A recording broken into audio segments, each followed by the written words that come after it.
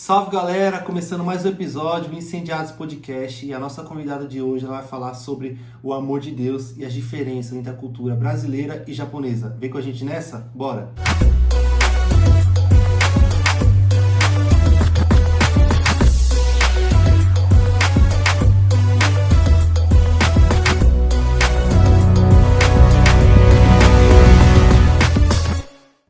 É isso aí, galera. Começamos mais um episódio do Incendiados Podcast. Hoje estou aqui com a minha irmã, Bia Mori. Você tá bem, Bia? Bem, graças a Deus, Vini.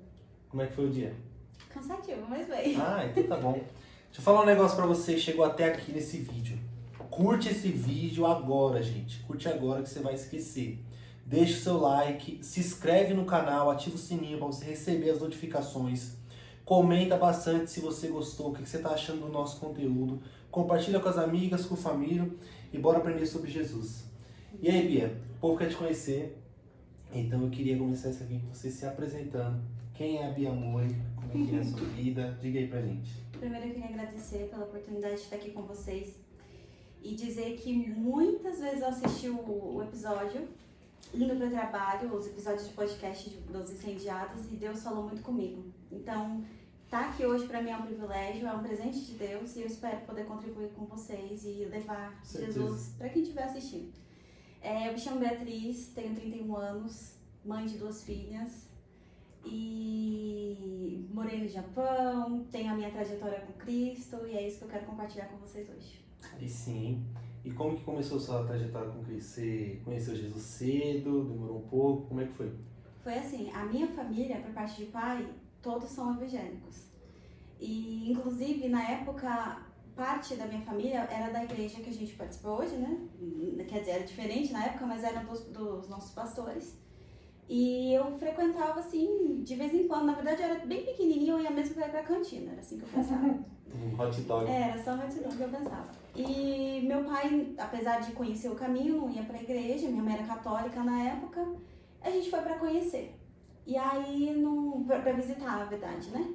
E aí, um dia, lá na igreja da pastor Ieda, do pastor Silvio, ela fez um apelo, na época, se alguém queria aceitar Jesus, e eu levantei a mão errado, por engano. E eu levei minha família a aceitar Jesus por engano.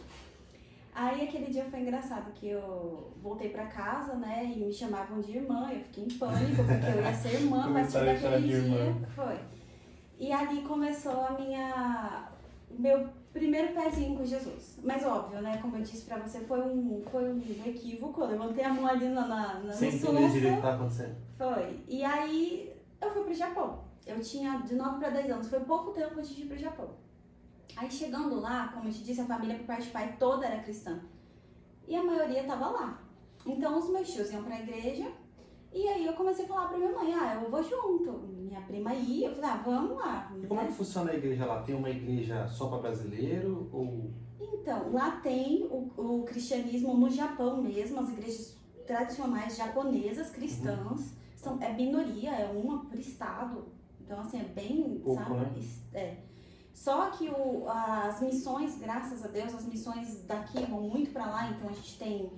Muitas igrejas têm Assembleias de Deus, tem outras denominações. Deve ter Deus é Amor também. Tem Deus é Amor, tem muitas denominações, onde ficam os estrangeiros, né? Então, brasileiros em sua maioria, peruanos, o pessoal que fala português e tudo mais. A igreja que eu conheci era uma igreja para brasileiros. Então, foi lá que eu realmente comecei a ouvir falar de Jesus de verdade. Sabe? A me procurar, a ter interesse por Jesus. Foi assim. E lá no Japão, nossa, que legal, né? Eu quero que você conte mais sobre a cultura japonesa lá com as diferenças, né, pro Brasil. Já tô vendo uma grande que é poucas igrejas, né? A gente vê no Brasil, cada esquina acho que tem umas 5 ou 6, né? Tem avenida por aqui que tem católica, apostólica, romana, herege, tem de tudo aqui. Tem tudo, aqui é fato, né? Você pode buscar o que você quiser. Lá, realmente, a primeira, eu diria que a primeira diferença é essa. A cultura japonesa, ela é completamente budista, né? Então, na verdade, ela é em sua maioria budista, não é completa. Mas assim, eu lembro que eu cheguei lá com 10 anos e a gente, na escola japonesa mesmo, A gente estudava sobre budismo na escola. Na escola tem a matéria. Tem a matéria. A gente tinha que ir para os passeios de escola, era assim, sobe a montanha X até lá em cima andando, as criancinhas lá andavam, chegava lá em cima, você falava, uau, o que eu vou ver aqui? Aí você ia lá e tinha um templo, era tipo isso, a vida dos caras é isso. Então assim, é algo que tá enraizado mesmo, sabe? Em todo lugar que você vai tem um templo, em todo lugar tem ali algo consagrado, então é um lugar muito budista mesmo, sabe? Predomina. Contudo, eu nunca sofri nenhuma discriminação por ser cristã. Eles sempre respeitaram. Eles tinham que fazer os gestos, eu não fazia, né? E então, isso era normal pra eles, e você não fazia no caso? Sim, era normal. Eles não me obrigavam. Então, eu tive esse respeito por parte deles, né? Mas eu tinha que ir, eu não podia não ir. Tava lá e participava. Mas eu tive o privilégio de morar onde tinha uma Assembleia de Deus na época, onde eu pude conhecer Jesus, como eu tinha te dito, e por ser um ministério bem missionário, por estar ali com o intuito de ganhar almas, não só brasileiras como as outras, eu tive essa oportunidade de conhecer missões em outro país, estando lá, né? Foi bem valioso mesmo. E poder ver brasileiros chegando lá, né? A gente vê que o trabalho missionário brasileiro é bem forte, né? No mundo inteiro. É muito forte. Para você ter ideia, quase todos os estados do Japão têm essas... vou falar muito da Assembleia porque é onde eu tive raiz, né? Também, né? Isso. Uma das, né? Tem estados que tem até mais de uma. Então, assim, o que a gente fazia lá? Reunia, o dízimo do pessoal era... Missão. Era isso. A gente mantinha o aluguel, o básico ali, e mandando dinheiro... Os pastores que estavam lá eram missionários, eles não tinham renda lá, eram idosos, sabe? Já não tinha como trabalhar lá, não eram nem descendentes, pra você ter ideia. Então, assim, era um dinheiro que ia pra ali e daí já saía mandando missionário pra fora. Ia dinheiro pra Cuba, pra outros lugares. Então, era uma igreja muito viva. Muito viva e pensando em missões o tempo todo, né? Isso. E aí, a gente lá recebia o material, tudo em japonês, os livros, as bíblias. E você não sabia falar nada de japonês? Quando eu cheguei lá, não. Depois eu aprendi. Eu tive umas experiências bem legais com o evangelho mesmo. Mas quando eu cheguei lá, não. Como que funciona? Igual, os pastores, eles não eram nem descendentes de japonês. Eles tinham um visto religioso para estar lá? Como é que funciona isso? Sim, eles tinham visto religioso. Então, eles precisavam de era por um tempo determinado, né? Não era permanente. E eles tinham que estar renovando mesmo. Tô perguntando isso aí porque vai que tem alguém que tá assistindo que tem vontade de fazer missão no Japão. Você já anota aí o que você precisa. Já anota, porque é um país carente. É um país carente. Um dos vários países no mundo que necessita da fé cristã, né? Exato. Já pensou, igual você falou aqui, que eles são totalmente, culturalmente ensinados no budismo, né? Já pensou se a gente fosse culturalmente ensinado só sobre Jesus, sobre o cristianismo? O que Se que na seria escola, isso? Na escola, já pensou? base, seria precioso demais. Porque é algo que você leva, né? Pra Você vida aprende, você fica gravado na cabeça, né? Realmente. As festas, assim, Tudo, o tempo todo. o tempo inteiro. Então, assim, é bem enraizado. E é difícil pra você, igual uma pessoa que tá enraizada, pra você convencer ela que aquela fé é errada. E existe um Deus, existe um Jesus, é complicado, né? Só o poder do Espírito Santo. Eu acredito que a maior forma da gente levar Jesus é onde tem vazio. E não tem religião nenhuma no mundo que preencha um vazio. Então, o Japão é o maior país em suicídio. Eu não sei hoje como está o ranking, mas sempre foi. Então, é um país que, até pela cultura, as pessoas elas são vazias. Sim. Elas têm um vazio muito grande. Então, primeiro, quando a gente chega lá por ser estrangeiro, a gente já leva um calor, uma alegria que não existe deles. lá. E você leva esse calor e dá toda a glória desse calor a Jesus, eles começam a ver que tem algo diferente, né? Então não tem como você, primeiro, é diferente por ser estrangeiro e segundo, porque você tem Jesus, então você é diferente duas vezes. Então, acho que a forma de convencer é esse amor que é tão distante deles, sabe? Eles não têm o tato, não tem aquele carinho que a gente tem, não demonstra. Então, assim, você chegar lá com toda essa alegria e mostrar que dá pra você vencer os seus obstáculos, porque você tem Jesus, porque o Espírito Santo de Deus te consola ali todos os dias, eu acho que não tem barreira, sabe? Acende uma lâmpada na cabeça deles, né? Acende. E parece que isso, é claro que fica mais evidente lá, né? Porque é uma cultura que parece que apoia essa frieza, né? Mas é o que todo pecador sente, né? Parece que por mais que a gente tente fazer várias coisas, esse vazio nunca sai da gente. É verdade. Enquanto a gente não encontra com Jesus, que parece que esse vazio é exatamente do tamanho dele, a gente não consegue. A gente tenta preencher, mas parece que tem um furo, né? Que você enche e se esvazia ao mesmo tempo. E parece que quando você coloca a sua cabeça no travesseiro, acabou tudo. É verdade. Eu me lembro de... tenho, né, uma colega que na escola ela tem uma deficiência física e ela era muito desprezada por isso, porque por ela ter essa deficiência física, ela não corria igual todo mundo, era muito devagar. E eu ficava sempre pra trás com ela. Então a gente fez uma amizade ali, de uma parceria que não existe no Japão. Tipo assim, não existe, pelo menos no ciclo que eu tava não existia. Deve ter pessoas mais, né? Mas era normal ali. E eu lembro que a gente tava junto o tempo todo e ela conseguia ver, sabe, que o quanto era diferente, o quanto na minha família tinha esse calor, esse acolhimento, sabe? E realmente não tem outra coisa que preencha isso, sabe? Se não for Jesus, se a gente não deitar a cabeça no travesseiro e lançar nele toda essa ansiedade, toda essa angústia, que principalmente no Japão, né, tem muita oferta, seja de anime, seja de game, seja de qualquer... O mundo, o país todo lá, o tempo todo tá te oferecendo coisas para preencher esse vazio, mas que não funciona. Então, eu acho que é urgente, sabe? O evangelho no Japão é urgência. Não tem como fingir que tá tudo bem, sabe? E eu queria compartilhar com vocês. Quando eu cheguei lá, foi muito engraçado, porque eu vim pra cá e eu havia me esquecido, porque muitos anos passaram. Quanto tempo você morou lá? Eu morei lá durante 7 anos, eu fui 2 vezes. E aí eu me lembrei, porque na época era tão normal que eu não me ligava que eu tava fazendo missão. Aí a gente pegava os livros traduzidos, que eu não entendia bolhufas, eu enchia a cestinha da bicicleta e ia distribuir, tipo, dentro das casas, sabe? Das caixas de correio. E hoje eu fico pensando, sabe, assim, eu não sei o que foi plantado lá atrás, mas algo foi plantado. Eu lembro que a gente saía para os lugares para poder cantar, a gente aprendia louvores em japonês, fazia cultos em que, quando a gente recebia algum japonês, eu ficava do lado, ou um outro colega da igreja também que falava japonês fluente, a gente ficava tentando traduzir ali, se esforçando. Então, assim, na época eu não sabia que era, na minha cabeça eu não estava fazendo missões, mas foi uma fase que alguma semente eu tenho certeza que foi plantada. Com certeza, sempre é, né?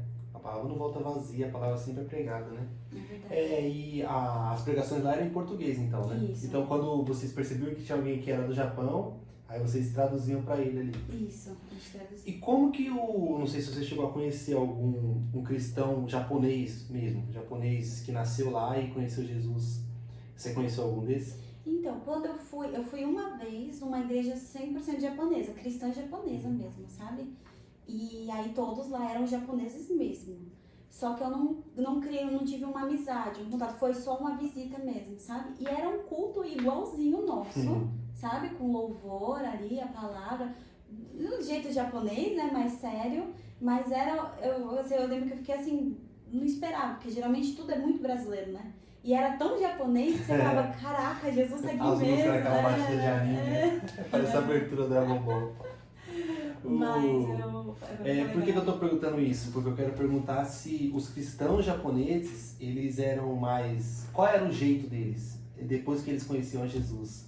É porque se eles aí continuavam frios, ou se eles transpareciam esse Jesus neles?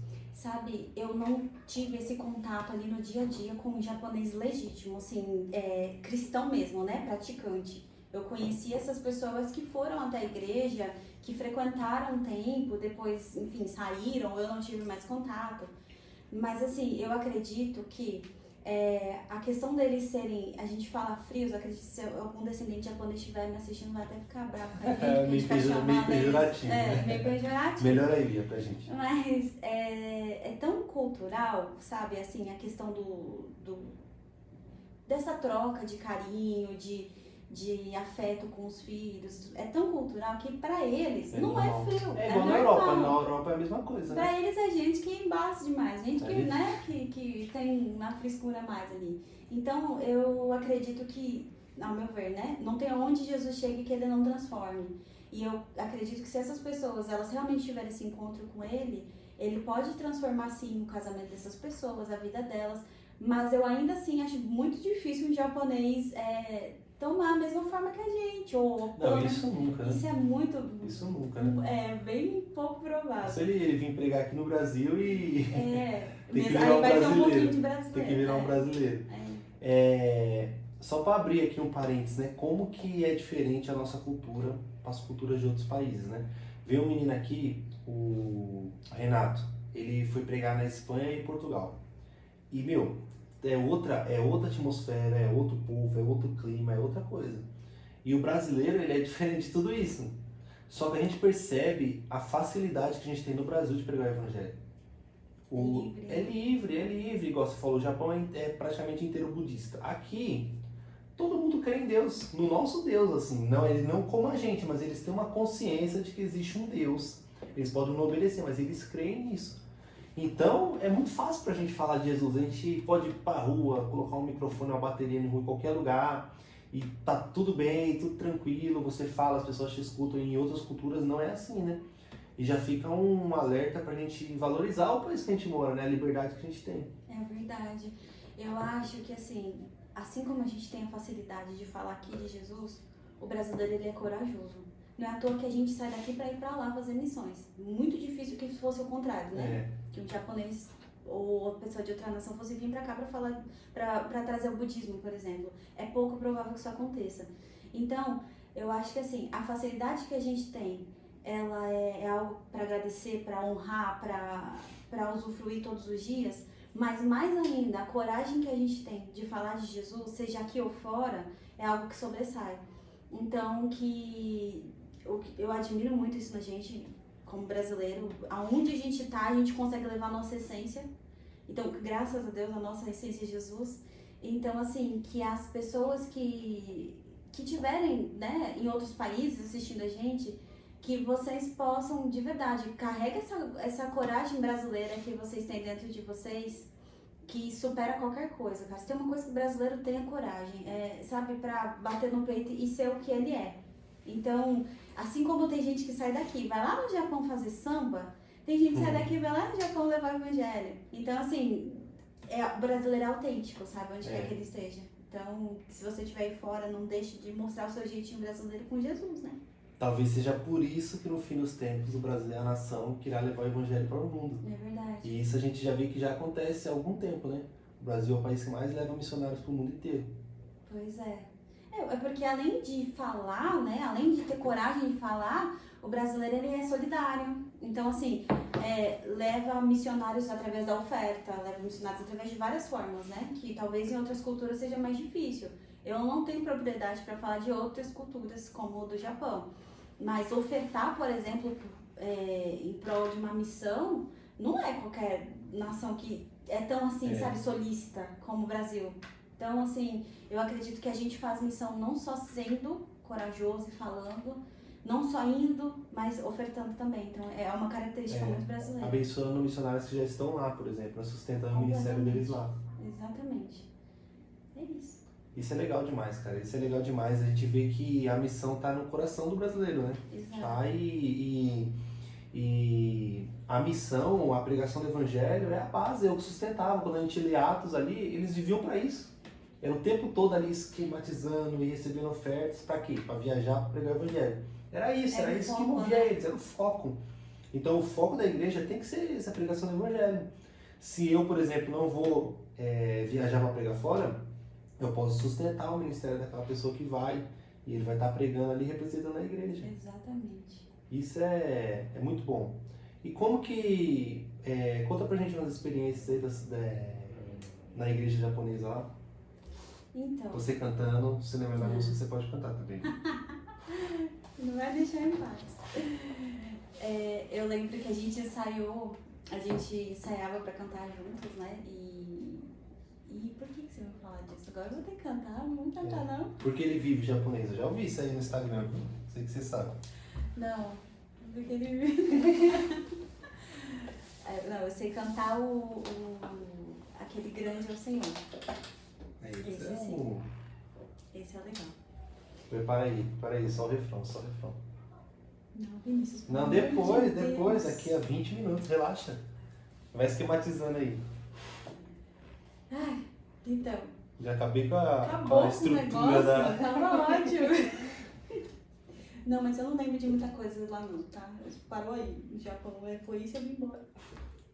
Você ficou, é que você também era bem pequena, né?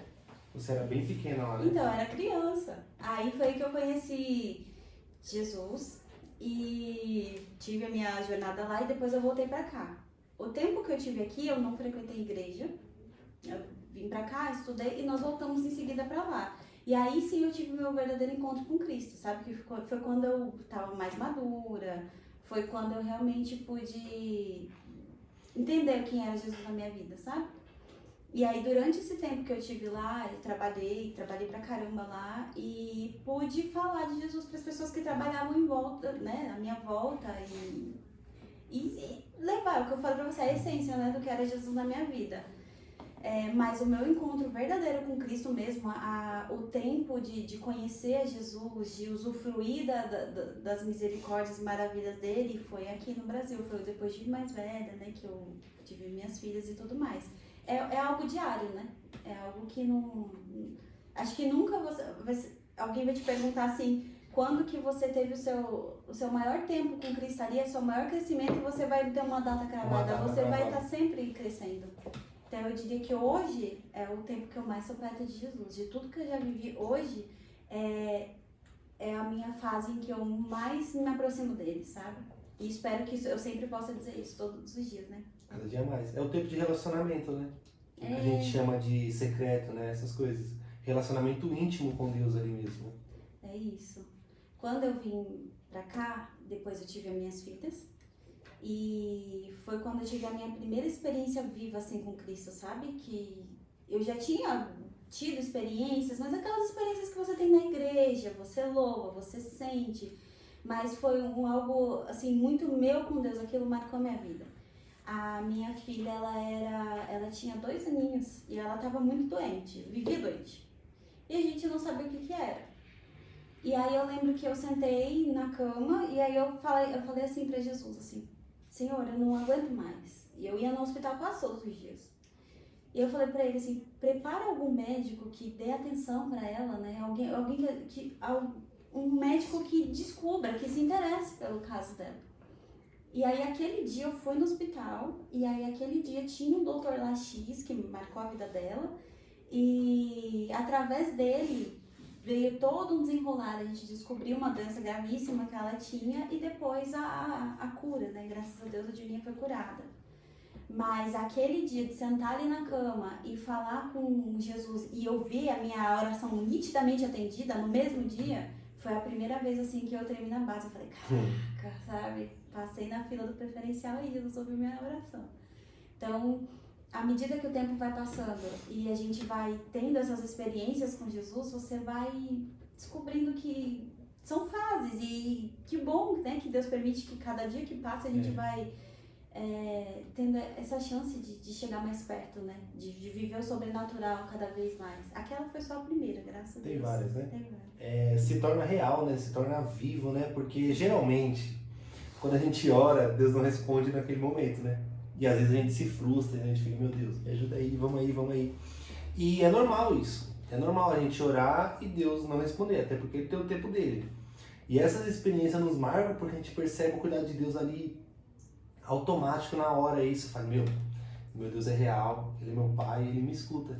E isso é uma das experiências mais, não diria comum, mas eu acho que é o que mais acontece em quem tem uma vida de oração, porque a maioria das orações não é que não são ouvidas, não são atendidas naquele momento, mas Deus está escutando, e a gente está acostumado, daqui a 2, 3 meses a gente, aquela oração que eu fiz aconteceu. Se é que lembra, né? A gente é tão claro que às vezes a gente até esquece, né? Às vezes a gente está vivendo normal, depois a gente pensa, nossa, eu fiz essa oração aqui e aconteceu. É verdade. Mas só que quando a gente ora e acontece na hora, a gente fala, meu Deus, realmente...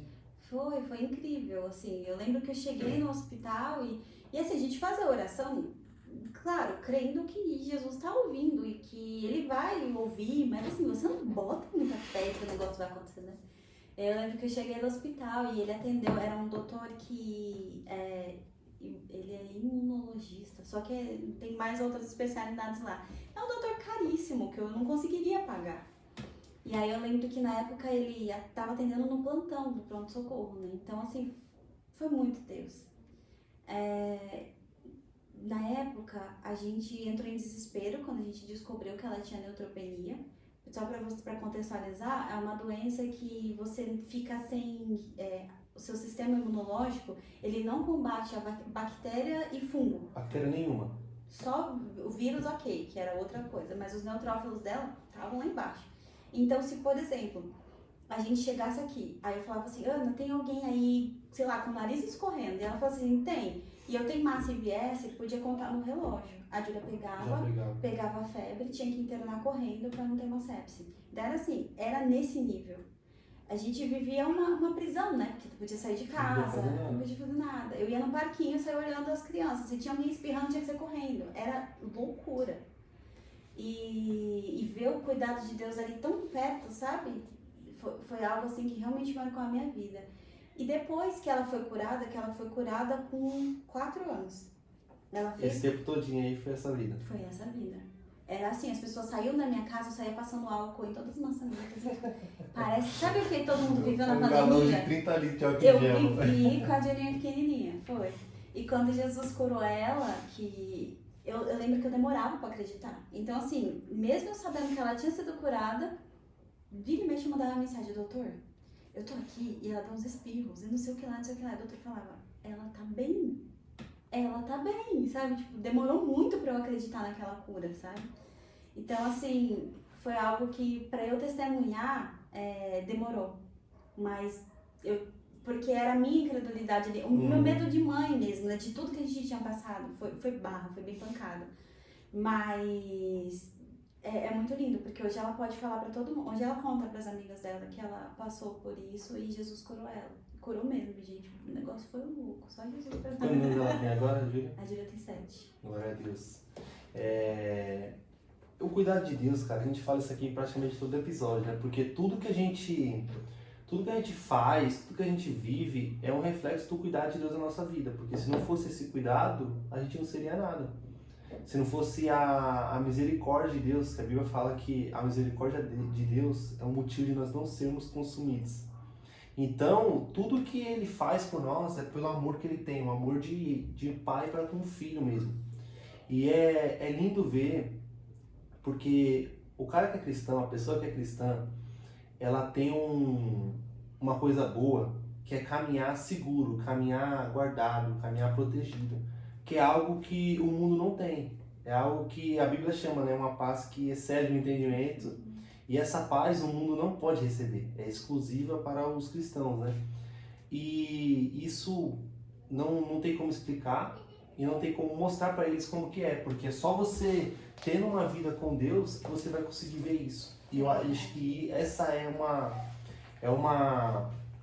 parte maravilhosa do cristianismo, porque é uma parte não muito assim, como posso dizer, miraculosa, sinais e maravilhas, mas é aquele dia a dia com Deus.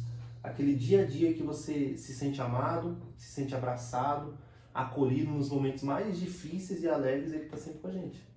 É verdade. Eu me lembro que teve uma vez que uma pessoa da minha família falou assim pra mim, né, que ela estava passando por algumas aflições com a filha adolescente, inclusive depressão e tudo mais. Essa pessoa estava com N problemas.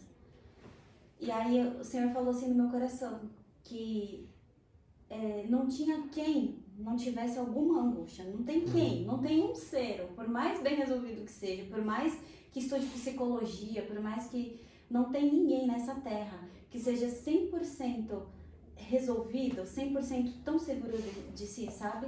Porque senão a gente não precisaria dele, senão a gente não se lembraria dele. E aí eu me lembro que eu falei pra ela, que ela é mãe, ela tava muito aflita, eu falei pra ela, fica tranquila, porque o Senhor permite que existam esses vazios para que a gente busque Ele. Essa vai ser a forma com que Deus vai encontrar, no caso, né, essa minha prima. E assim foi. É o que você falou, é essa paz que excede todo entendimento, que não adianta, não adianta. Você vai buscar em qualquer lugar, em qualquer hobby, em qualquer outra coisa. Você vai poder se livrar do estresse, você vai poder aliviar um pouco, mas no íntimo, essa paz que é o que vai guiar todo o seu processo no seu dia a dia, na sua família, no seu trabalho, que não é fácil, né? No íntimo, ali no emocional, que é só Jesus. E é muito gostoso viver isso, poder passar isso para as minhas filhas, porque, como eu falei, não tem ninguém que seja 100%, desde criança. Não tem, sempre vai ter um descontrolezinho emocional ali, e poder virar e orar com elas e poder falar para elas que, olha, tá ruim, mas vamos entregar para Jesus, vamos orar, vamos falar com Ele, que é Ele que vai dar essa paz, isso não tem preço. Não tem preço. Não tem preço. E não é fácil, né? Permanecer não é fácil, mas em tudo Ele tem dado graça. E, na verdade, o que Jesus falou pra gente é que a gente teria aflições, né? Ele nunca prometeu pra gente uma vida perfeita, mansa, tranquila. Na verdade, o que ele prometeu foi o contrário. Ele falou, vocês vão ser odiados, vocês vão ter aflições, vocês vão passar por várias e várias coisas. A Bíblia vai e chama tudo isso, que às vezes a gente bate cabeça e sofre, a Bíblia chama tudo isso de leve e momentânea tribulação. E toda vez que eu leio esse texto, dá um negócio na minha mente assim, porque eu falo, eu olho, porque eu olho aquele contexto, eu olho aqueles caras sofrendo, eu trago pra minha vida, vejo o que eu passo e falo, de leve não tem nada. Mas se Jesus está chamando de leve, é porque existe algo depois disso que é muito superior. E nem só depois, eu digo, é que na verdade o peso tá quando a gente teima em carregar sozinho, né? Também, então, com a nossa vontade, você fala. Com a nossa ansiedade, com a nossa vontade. Então assim, até o evangelho, que no seu caso, mas ainda no seu caso, sua esposa, é algo que o Senhor queima no coração de vocês. Até isso, eu acredito que se vocês teimarem em levar sozinho, tancar no peito e sair, vai ser pesado. Porque aí eu tô caminhando com as minhas próprias forças, né? Agora, quando a gente consegue, porque é realmente difícil, mas consegue todo dia entregar para Jesus de verdade, dividir, sabe, o peso de verdade, talvez assim passe a ser leve e momentâneo, né? Ele ajuda a gente. É difícil, não é fácil não. Todo dia lá no trabalho, a gente vai e tenta tornar as coisas, lembrar de dividir com Cristo, né? Mas não é fácil. Só que com tudo a misericórdia dele prevalece, né? Com certeza, com certeza. E ele falou que o fardo dele era leve, né? Ele falou que a caminhada, o fardo dele, que ele estaria colocando sobre nós era leve. Eu acredito que justamente porque ele nos ajudaria a carregar, né?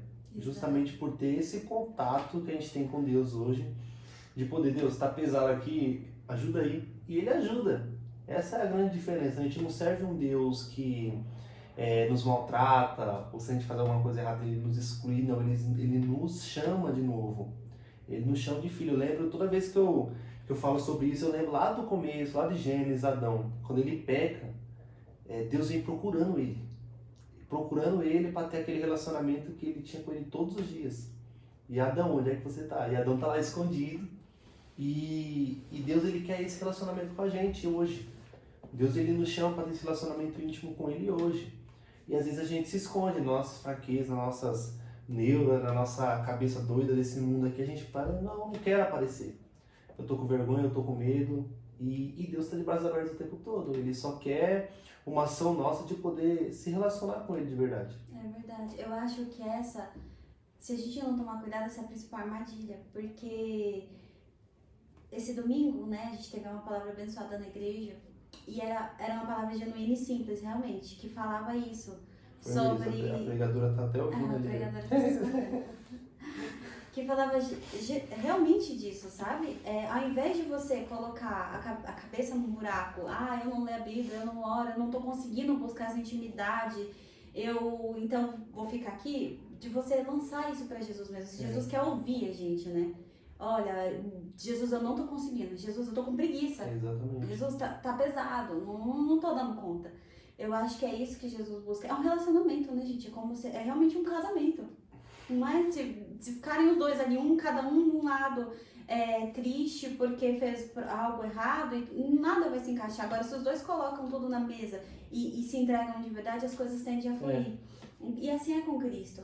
Então, eu entendo que realmente Ele quer ouvir a nossa voz, seja lá o que for, sabe? Seja lá o que for.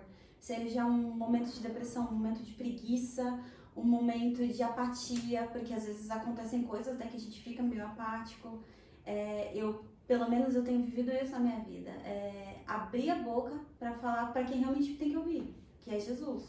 Às vezes a gente tá lá e fala para um e fala para o outro e ninguém vai te trazer a resposta, né? E Jesus, quando ouve, eu entendo que ele entende que é um passo de amor, né? Você tá indo em direção a ele, mesmo que falhe.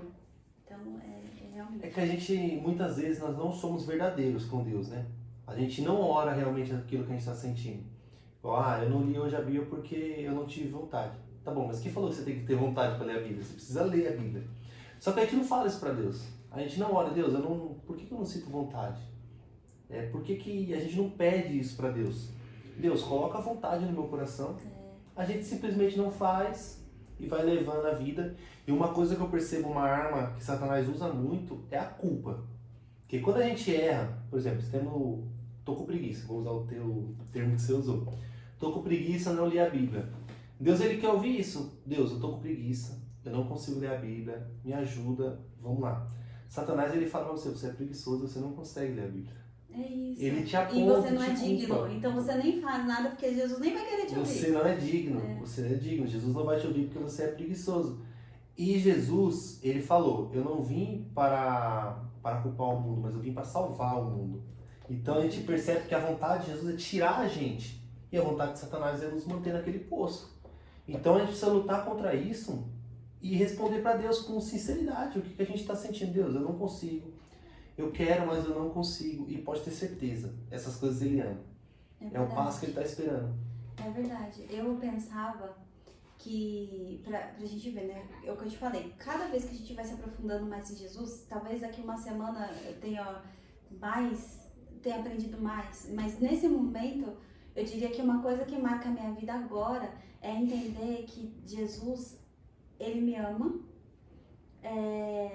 Mesmo com as minhas falhas, e eu tenho um bocado de falha, e aquelas ali que estão bem em crosta mesmo, sabe? Aquela que você esfrega e não sai assim. Essas aí, é assim que ele me ama.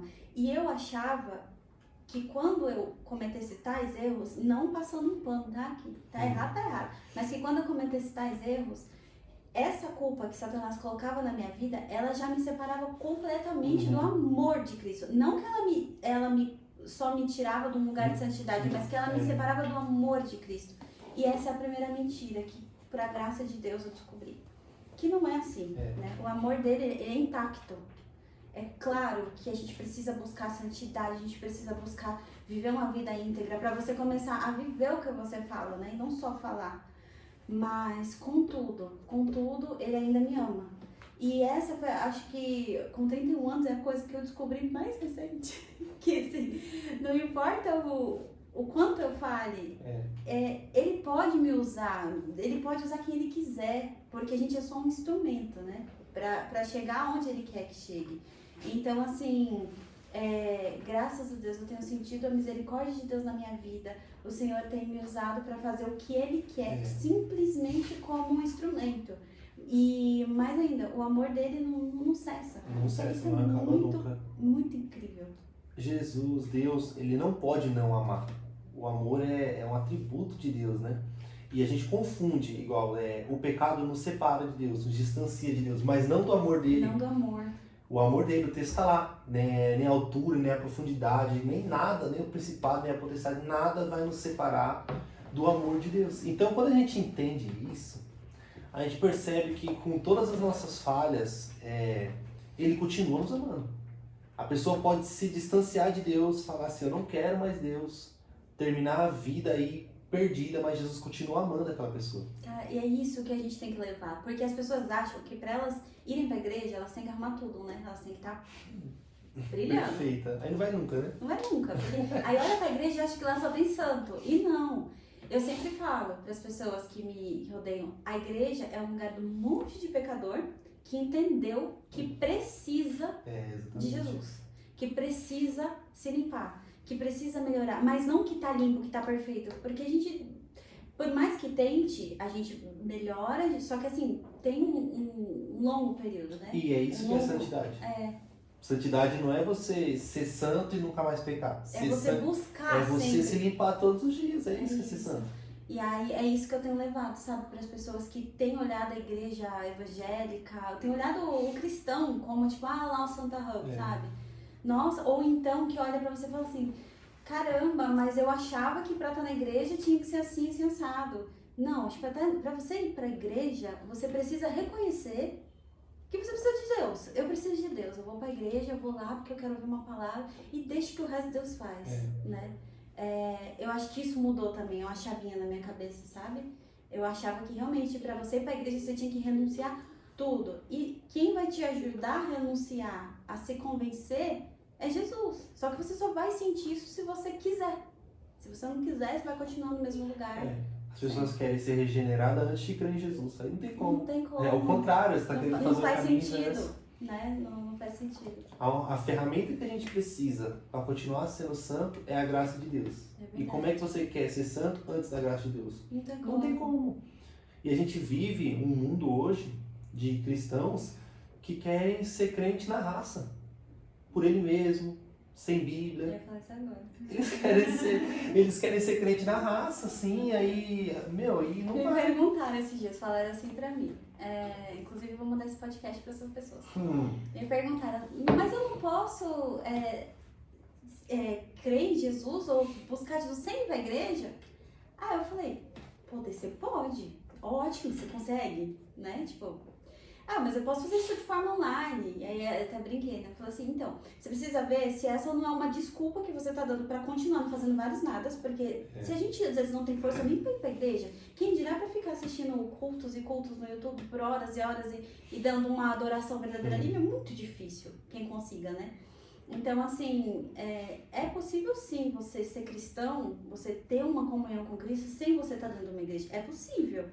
Mas é muito difícil você se manter, cara. Porque ali, de novo, é quando você entende que tá todo mundo junto ali, fraco, precisando de Cristo. Aí vai todo mundo ali, pega uma porçãozinha, vai pra casa e continua batalhando a semana. Mas sozinho, com a cara e com a coragem, é muito difícil.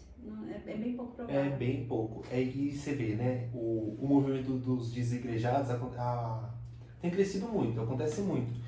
E tem uma grande diferença daquela pessoa que está sem igreja, porque aconteceu alguma coisa e saiu da igreja e está um tempo ali procurando outra igreja e ele está desigrejado, está assistindo um culto online, está assistindo um podcast, beleza. Mas tem uns desigrejados que eles são anti-igreja. Então eles são os rebeldes. Esse cara, ele é anti-igreja. Então qualquer coisa que você fala sobre igreja, ele fala, não, eu não preciso disso. Eu não preciso cultuar, não preciso ter comunhão, eu não preciso congregar, não preciso nada disso. E aí, como é que esse cara vive sozinho? Eu acredito que a pessoa possa realmente ter, né, a fé, ela pode estar ali, mas aquele vazio, ele continua. Sabe, assim? Porque, primeiro, a raiz de tudo é rebeldia. Eu entendo, né, que você não vai até lá, você bate o martelo que você não precisa daquilo, porque alguma coisa foi plantada ali. Então, para começar, aquela ali é a primeira fonte de um vazio, alguma coisa errada, né? Agora, quando você entende que precisa quebrar esses padrões que você estabeleceu ou que a sociedade estabeleceu, que alguma coisa aconteceu para que você se tornasse essa pessoa assim, quando você entende que isso precisa ser quebrado e você dá esse passo adiante, aí Deus vai encontrando lugar para trabalhar. Agora, de novo, a gente tem dificuldade de manter uma vida de retidão, com exercício físico, com leitura bíblica, com leitura de livro de gibi que seja. A gente tem dificuldade de manter uma rotina, quem dirá algo espiritual que requer ali um esforço que você precisa, que não é algo que traz um prazer imediato, né? Não é algo recompensa na hora, você não recompensa. Você vai orar, tipo, primeiro vai dar o joelho. Aí depois você vai lá, Bíblia, já lê daquela canção das vistas. Então, assim, não é algo que te recompensa na hora. Não dá dopamina, não vai lá em cima. Então, se você não encontrar algum lugar para poder se alimentar um pouquinho ali, é muito difícil que você permaneça. São todas as atividades que enfraquecem a carne. Não é legal para a carne. Então a carne, ela se dispõe para isso. Então, irmão, você que está pensando em adiantar esse vídeo agora para chegar no final, lute com a sua carne, porque a sua carne é fraca. Qual o pessoal usa muito, né? Aquele texto de quando Jesus vai orar e ele volta e o discípulo está dormindo. E ele fala, o espírito está pronto, mas a carne é fraca. E a gente sempre usa esse texto para falar assim, a carne é fraca para pecar. Eu pequei porque a minha carne é fraca. E não sei o que. Só que para pecar, a sua carne ela é bem forte. Ela ama pecar. Porque ela sobressai, né? Ela ama pecar. Sabe por que sabe no que ela é fraca? Para assistir um podcast de 1h30. Isso ela é fraca. Para você abrir a Bíblia, você começa a ter sono. É verdade. Você toma 20 litros de água no culto. De 2 horas e vai no banheiro 10 vezes. Sabe o que é isso? É a sua carne se indispondo a coisas de Deus. Quando você vai fazer algo para alimentar o espírito, automaticamente a sua carne grita ao contrário. Então, quando você vai ler a Bíblia, o olho fecha assim, ó. Fecha que o negócio vai deitando e você começa a ler. Aí, beleza, aí você lê o capítulo, lê o segundo. Quando chega no terceiro, você já está melhor, mais acordado. E é isso. É matar a carne. E é por isso que quando você faz um jejum, por exemplo, as coisas começam a se tornar mais fáceis, porque a sua carne já era. Você não procura nada, porque nada faz mais sentido para você está com fome. É verdade. Tudo que a gente achava que era bom, a gente só queria um pão seco, porque a gente está com fome. Então, a carne, ela se indispõe. Ela é fraca para as coisas do espírito. Para pecar, ela é forte. Então a gente precisa lutar com isso, entender que ela se indispõe. A gente pega o Instagram, a gente fica lá 2 horas passando assim, ó.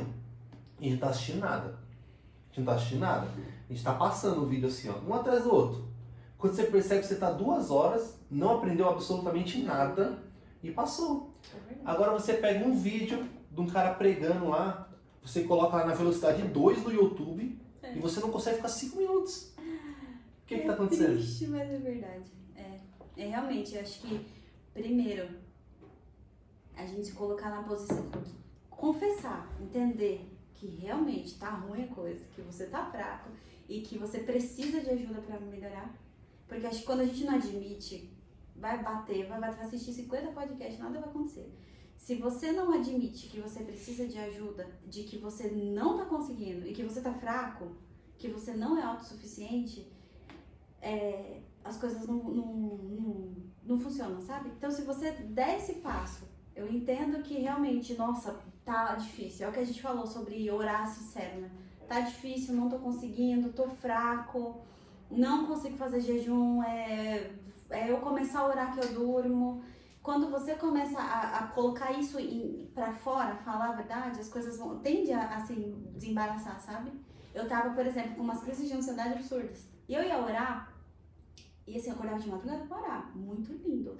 Ajoelhava lá, vai orar. Daqui a pouco começa, e a marmita, não sei o que, e a cabeça, sabe?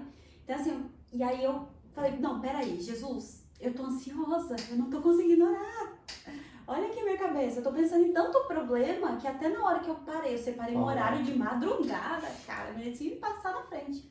E eu não consegui orar. Então, assim, são coisas que realmente é você orar e falar a verdade, sabe? Começa confessando aí que você tá com muita vontade de pular o podcast e que você tá com tédio de desistir. Eu vejo alguém voltando o vídeo depois de escutar esse pedaço aí, eu não sei porquê, não sei. Acho que é impressão minha, alguém voltando o videozinho lá, se sentindo culpado. Fala Deus. Mas é isso, é a luta da carne, cara. É a luta da carne. A gente percebe, se você fazer, qualquer um aqui, fazer uma análise do que a gente faz que a nossa carne gosta e o que a nossa carne não gosta, você vai perceber que ela se indispõe a uma luta automática, cara. E é isso que a Bíblia fala, é uma guerra infindável, é uma luta constante. E a gente precisa alimentar o espírito, senão não vai. É verdade. Contudo, ainda assim, Jesus nos ama e, cara, a igreja é nosso lugar, de verdade. Porque assim, eu sempre quando eu assisto o podcast, eu assisto ele com o olhar de quem tá ali dentro. Mas hoje falando, eu imagino que pode ter muitas pessoas que não estão dentro, elas estão assistindo. Então, de verdade, essa luta ela é real, ela não é real só pra quem tá dentro mais ainda, é uma luta da carne e do espírito. Quando você começa a discernir aquilo ali, você começa a entender que é uma luta pra quem tá dentro, mas quem ainda tá fora, tá pensando em ir pra igreja, cara, com tudo, vai do jeito que tá, vai sem orar mesmo, vai sem ler mesmo, vai do jeito que tá. Porque, de alguma forma, a gente vai buscando força, sabe? Já teve vezes de eu pensar assim, cara, não consigo, de eu orar assim, me arrastando, não nem orar, assim, eu só de olhar só chorava. E eu me lembro de pessoas falando, vai arrastada mesmo. Eu me lembro de uma irmã que falou isso pra mim, vai arrastada mesmo. E eu sentava no culto e ali de alguma forma, sabe, é o que você falou, é o pão pra quem tá com fome, com muita fome. E eu saía de lá com força. Então, cara, é com depressão, é com desânimo, seja com o que for, fraco espiritualmente, pecador, de que forma for, vai pra igreja, pega uma igreja, entra dentro, não precisa fazer parte, vai, só senta lá e ouve falar de Jesus, porque é o primeiro passo, né? Eu acho que a gente precisa disso, de sentir acolhido. Tá tudo ruim, mas você tá acolhido, tipo, Jesus vai estar lá, ele não vai virar as costas pra você. É um Deus, cara, que é um Deus acolhedor, um Deus amável, um Deus que tá ali sempre para que a gente precisar. E é um Deus que a nossa geração, principalmente a geração mais nova, a gente percebe que eles estão fazendo tudo pela própria vontade, fazendo o que querem, mas é uma geração que não tem Deus, é vazia. E a gente vê muitos e muitos casos de pessoas de suicídios e várias tragédias. Por quê? O que está acontecendo? A vida deles não é tão legal? Não é tanta curtição? O que está faltando? Parece que eles tentam viver a própria vida, eles olham para nós e falam, vocês não podem fazer isso, vocês não podem fazer aquilo. Mas no final das contas são eles que não conseguem sair dessa vida de escravidão. É verdade. É uma vida de presa. Por isso que eu acho que esse movimento que está acontecendo nas igrejas hoje, em que os jovens estão saindo para levar o evangelho de uma forma diferente mesmo, sabe? Não é mais aquele... Não que o padrão, o modelo antigo seja errado, não. Eu acredito que Deus ele tem a forma de falar com qualquer um. Mas esse movimento que faz a gente sair de dentro da igreja, que movimenta os jovens para ir de uma forma diferente para o mundo, tende a trazer mais almas. Porque realmente, na cabeça deles, eles acham que a gente está preso porque está ali, que a gente está fadado a pôr uma Bíblia debaixo do braço, uma gravata engolando aqui, que você tem que ir ali domingo a domingo. Realmente, isso foi o que plantaram na cabeça deles.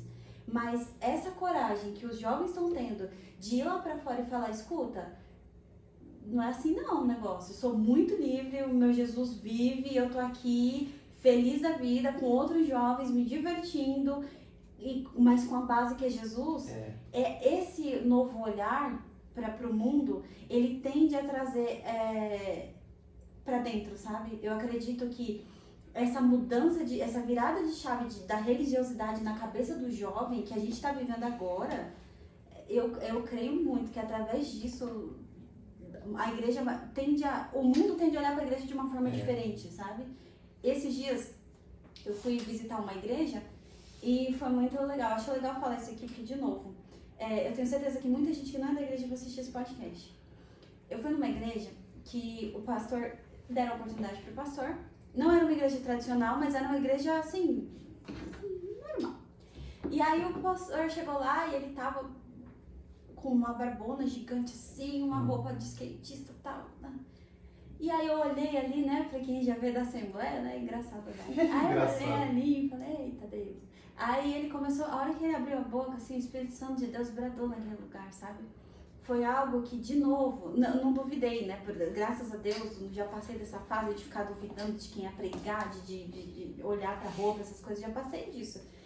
Mas, assim, Deus falou tanto naquele lugar, foi tão incrível a forma como Deus se manifestou, e, de novo, no meu coração acendia isso. Cara, a igreja precisa mudar o jeito de olhar para o mundo, entendeu? Assim, no sentido de quebrar o preconceito, de levar o jovem de boné, o jovem para o mundo, cara. Sim. Jesus vai estar lá. E assim, o mundo começou a olhar diferente para a igreja. Então, assim, da forma que aquele pastor se apresentou ali, quem tinha dúvida ali, acabou. Porque, assim, ele tava vestido normalmente, claro, com todo respeito. Mas, assim, ele não tava num padrão tradicional, sim. né? De novo, não que o tradicional seja errado, ou que seja certo, mas eu creio que para tudo Deus tem uma forma de agir. Sim. E pro mundo lá fora, da maneira que tá, talvez você impor uma forma totalmente tradicional de ser, não é legal. Dependendo, não é. E não tá funcionando. Não tá funcionando há muito tempo. Não funciona, entendeu?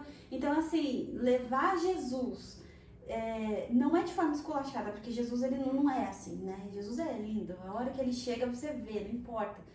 Então, assim, levar Jesus de uma forma que as pessoas consigam ver o brilho dele em você, independente de te rotular pelo que você veste ou pela maneira que você fala, eu tenho certeza que a gente tá começando a quebrar essas barreiras, sabe? O impacto é gigante. É gigante. Eu tenho vontade de trazer jovens na minha igreja, porque os incendiados são pessoas diferentes. Aleluia. É sério, são pessoas que não vão... Tipo assim, ninguém vai olhar e vai falar, não quero me enquadrar, você entendeu? Preconceito, né? Exato. Preconceito cristão. Exato. Então, assim, que o mundo possa olhar para a igreja e ver que é possível, sabe? Não é intransponível, não é aquela coisa que, assim, jamais vai chegar ali. É muito distante, eu não Não é. consigo. É todo mundo igual, todo mundo tá falhando, todo mundo precisa de Jesus. Isso é verdade. E Romanos deixa claro, você vai transformar o mundo pela renovação da vossa mente. É a mente. Não fala roupa, não fala fala, não fala estilo, ele fala a sua mente. Exato. Então a mente de um cristão, ela tem que ser transformada. Agora, eu creio que Deus, ele é Deus das nações. A gente falou aqui do Brasil e do Japão. E é o mesmo Deus que está aqui, ele está lá. E esse Deus, ele não se, se prende a um estilo, a uma época. Ele transcende todas as coisas. Igual você falou, o método mais tradicional. Cara, isso funcionou por muito tempo. Atraiu muitas e muitas pessoas. Só que nós estamos numa virada de geração, em que uma estratégia antiga acaba não funcionando mais.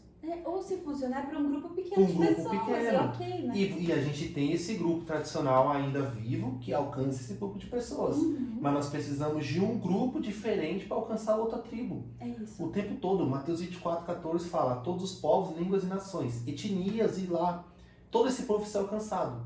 Agora, se a gente pega o cristão e padroniza eles, padroniza todos, e as outras tribos vão ser alcançadas como? Você cria um único como? grupo. E não é assim. E não é assim. Não é.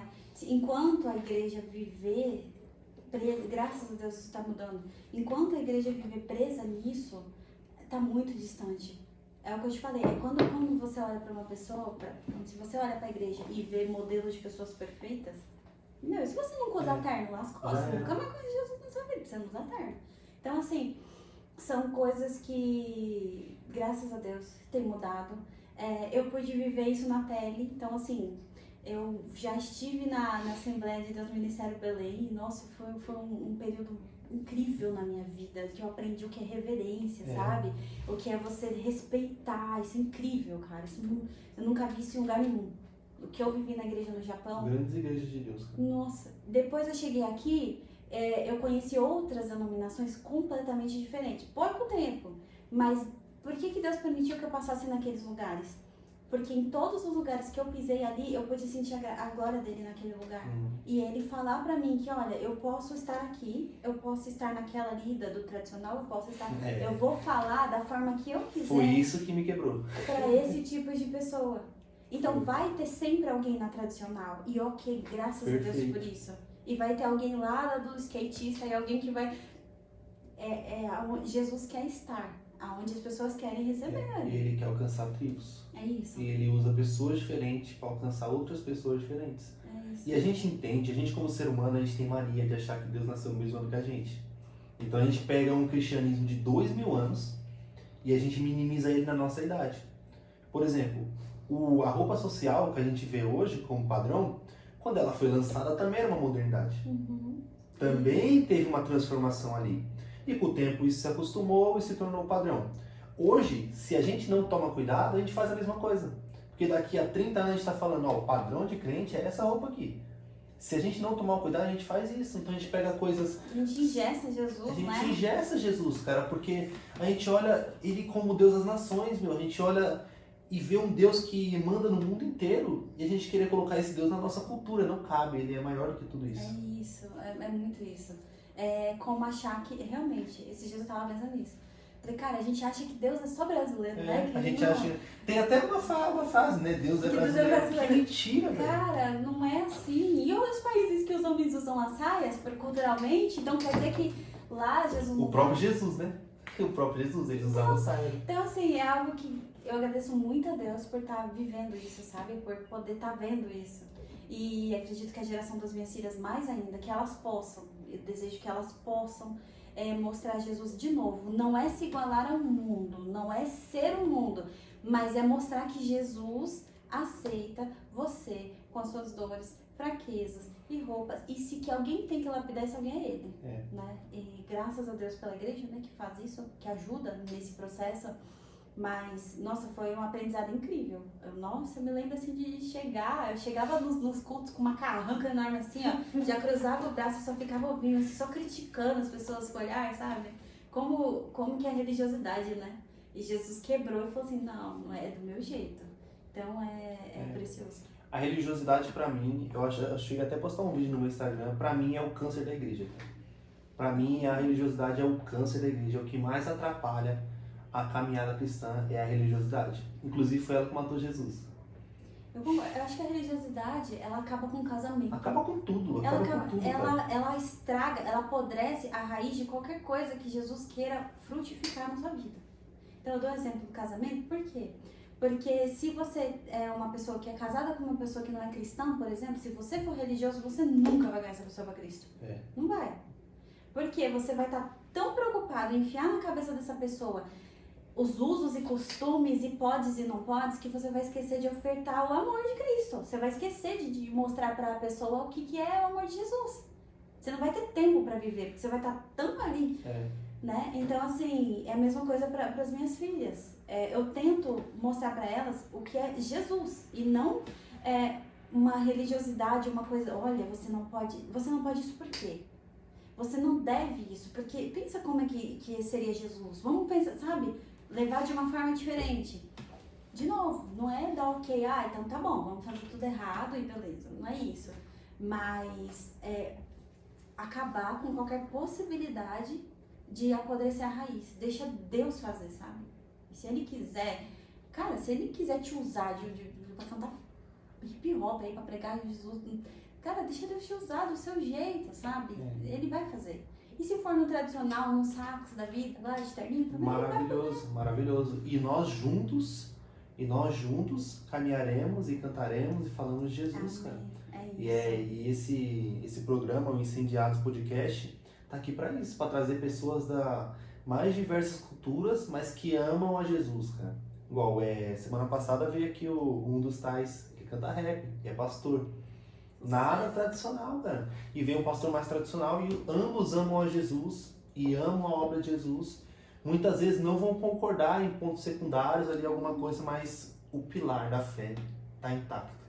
A crença está intacta. Então, nós estamos vivendo uma virada de chave, uma virada de geração desse entendimento.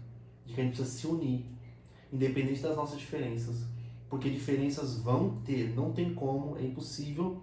E quando eu falo diferenças, quando eu falo, na verdade, unidade, não é uniformidade, é unidade. É isso. Entendeu? Não precisa pensar igual. Não. Mas a gente não precisa ser igual, mas a gente precisa se amar. Exatamente. Não adianta, a gente precisa se amar. Exatamente. Porque é o que você deu exemplo dos dois pastores, né? Um cantando rap e outro sendo tradicional.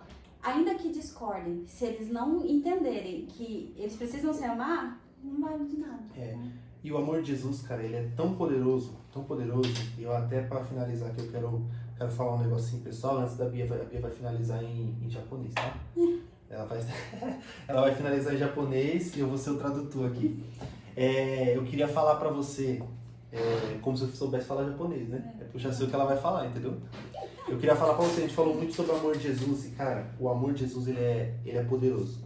Ele é poderoso. Então, em Lucas 15, Jesus ele conta algumas parábolas e ele fala sobre uma ovelha perdida, uma moeda perdida e um filho perdido. E uma grande coisa que eu vejo nesses textos é que uma moeda, ela não tem nem sentimento. Ela nem sabe que está perdida. Ela não é uma moeda. Então, muitas vezes, pode ter alguém assistindo esse episódio aqui que ele nem sabe que está perdido. Ele não está nem entendendo o que a gente está falando aqui. Mas Jesus quer encontrar ele. E a ovelha perdida, ela está perdida, mas ela não sabe voltar. Ela não sabe voltar. Ela precisa que alguém busque ela e salve ela. E Jesus também quer fazer isso. E nós vemos um filho perdido. O filho, o pai não vai atrás. A gente vê a parábola do filho pródigo. O filho, o pai não vai atrás. Porque o filho sabe o caminho de volta. Então, você que é filho e está afastado de Jesus, você sabe o caminho de volta. Você sabe o caminho de volta, você sabe para onde retornar. Então, esse é o amor de Jesus, cara. O amor de Jesus que ele transcende, ele vai atrás da ovelha perdida, ele caminha, ele deixa 99 ali por causa de uma só. Então, Jesus, ele nos ama. Ele ama todas as pessoas, ele morreu por todas as pessoas, ele deseja que todas as pessoas sejam salvas. Você só precisa crer. Amém, Bia? Amém. Agora finaliza aí em japonês. Incendiário pelo amor de Jesus. Tá bom. Cristo no ai o... Ai, de novo, gente, vamos lá. Ai, kokoro o Cristo no ai ni omoete. Você acabou de ser incendiário pelo amor de Jesus. Um abraço e até a próxima. Obrigado, Bia. Deus abençoe.